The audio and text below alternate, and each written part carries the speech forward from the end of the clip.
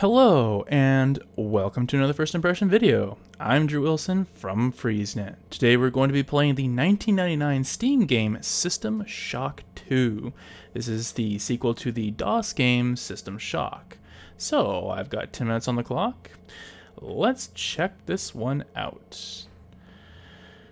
Now, I did happen to play the original System Shock, and yeah, for a DOS game, that was pretty darn good. So I was definitely looking forward to this game for quite some time. Only now did I manage to actually get a chance to play this one.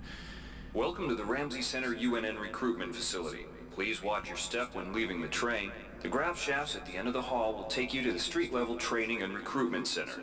Please proceed to the grav shafts.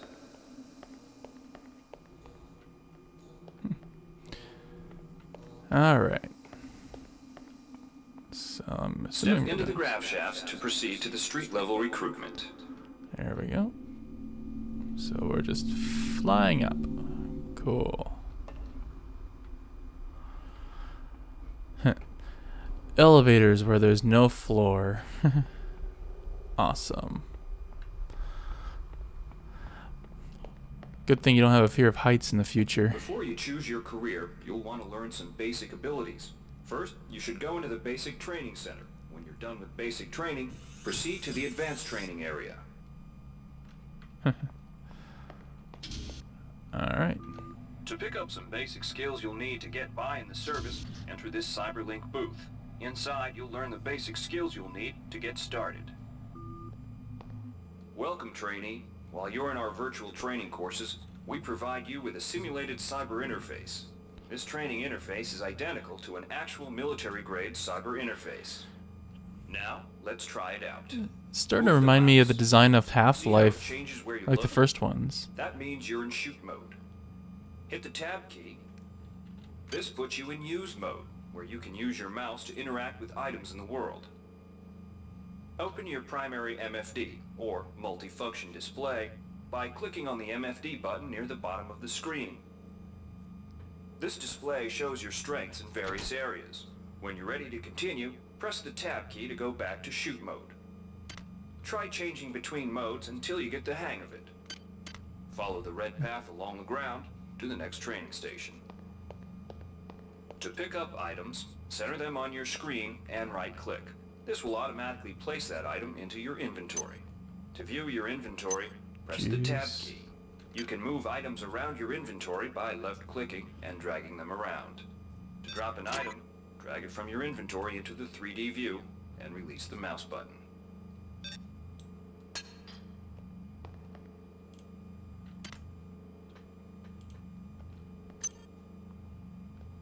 Okay. To use items like buttons in computers, Now, some of you might be thinking, and click the right mouse button. All usable items will have brackets around them. Highlight the button on the pillar and right-click. This will activate the lift. Try it out. If you can still see your inventory display, it means you're in use mode. Hit tab to return to shoot mode. okay.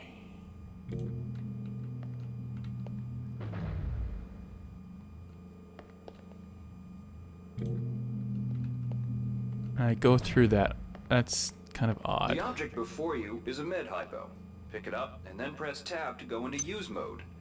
Right-clicking on the med hypo will use it and restore some needed hit points. Your hit points are displayed by a bar in the lower left corner of your screen. Okay. Many objects in your inventory can be used. This may seem a little bit clunky, but it's actually fairly similar to how the original System Shock played. So this is actually kind of an improvement. To search it, center it on your screen and right-click. If you are in use mode, simply move the pointer to the crate and right-click. To take an item from that container, simply left-click on it. This will automatically place that item in your inventory. To close the container window, and one of the most important tools you have as a soldier is your PDA. This device stores audio logs, emails, and other useful information. Click on the disk icon near the bottom of your screen to bring up the PDA display. Currently, the contents of your PDA are empty. This message is coming from the audio log you just picked up. You can use your PDA at any time to play any audio log or email you've received. In the field, the PDA is also used for keeping track of your current mission objectives and obtaining help information. Okay, so you, I guess, is the PDA, or not? I don't know. Okay, whatever. Now it's time to learn about jumping and mantling. To jump, simply press the space bar. Some surfaces can be mantled onto by holding down the space bar. To climb a ladder, simply walk into it and look upward. You'll automatically start climbing the ladder.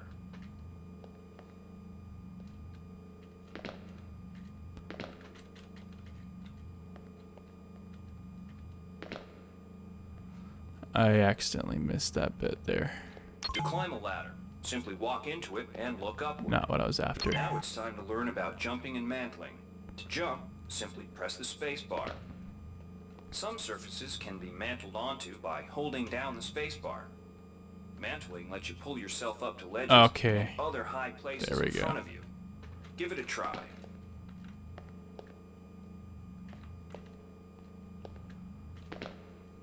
Boy, it is actually takes a little bit of getting used to. Okay, so you can do that. All right, good to know. You've done well. Remember, if you're unclear on any aspect of what you've just learned, you can repeat the training as often as you wish. That won't be necessary. If you've completed basic training, you're ready for the advanced lessons provided here. Advanced training will familiarize you with the 3 key areas of military service: weapons training, technical training. Alright, wannabe. If you want to learn the weapon skills it takes to even think about joining the Marines, come on in. We're looking for a few good men. Good to have you on board. You'll notice when you're in the CyberLink booth, the UNN has kindly provided you with a virtual cyber interface. Now we'll teach you how to handle a firearm. Pick up the pistol and the clip from the table. You can equip the weapon in one of 2 ways. Bring up your inventory and drag the pistol to your weapons equip slot near the right-hand side of your inventory. If that's too slow for you, you can use the hotkeys on the keyboard. Press 2. If the pistol was in your inventory, it will equip for you automatically. To lock and load the ammo clip, hit the R key or hit the reload button on the lower right corner of your screen. That's a slow Once you load reload. the firearm, take a shot at the dummy robot by pressing your left mouse button when in shoot mode. Notice how its health bar gets shorter as you chip away at it.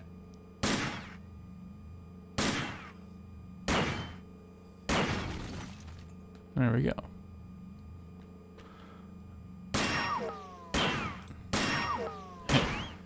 Pretty instant recoil, I noticed. Okay, R for reload. Some items need to be charged with energy before they can be used. Pick up the laser pistol. Now use the recharging station nearby. The recharge station will juice up all of your energy-based items.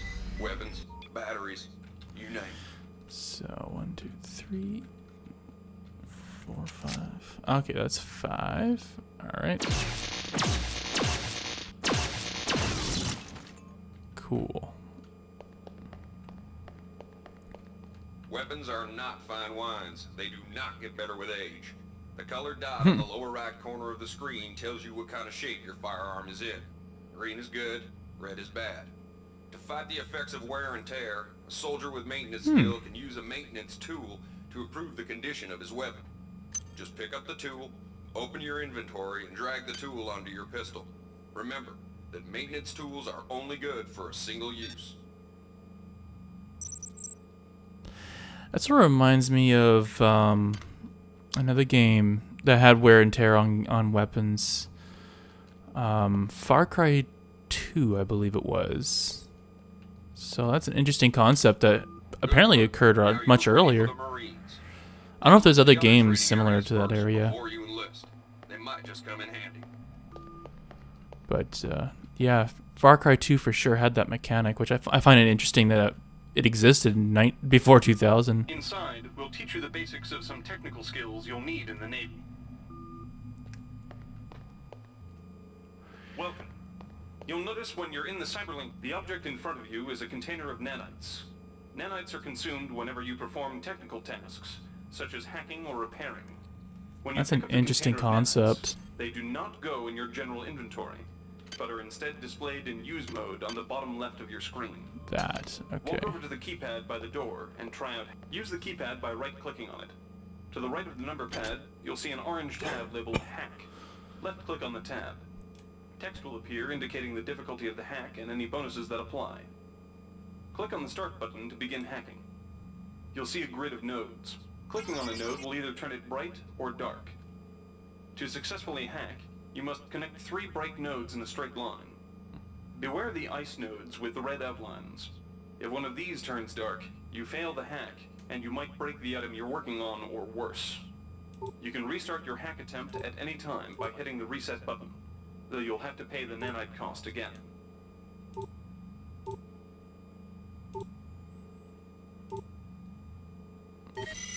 Okay. Interesting. Alright. So, apparently there is a lot of introductory stuff with this game, which actually is a fairly big improvement over the original System Shock, if I remember. It's been a while since I played System Shock, so I'm struggling to remember playing that one, in all honesty. But, yeah, there's definitely a lot of introductory stuff, and it at least tells you how the actual gameplay works.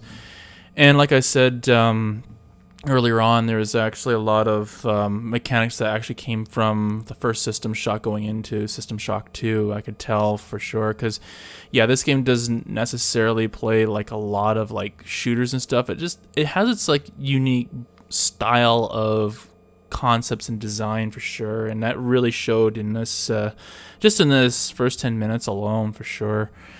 So a lot of interesting stuff with that. So, well, enough about me. What did you think of this game? Was it a really good game? Was it a nice classic game that you'd recommend, or maybe it's a little bit on the old side, and maybe there's other games, like maybe the, I guess, spiritual successor would be probably BioShock or something like that. But maybe you would recommend that. Yeah, what did you think in general? Let us know. And if you haven't played this game but played the first game, does this look like maybe an interesting game to you, or maybe you've already moved on to other franchises and might be a little bit much to go back at this point in time? Yeah, let us know which way you thought about that as well.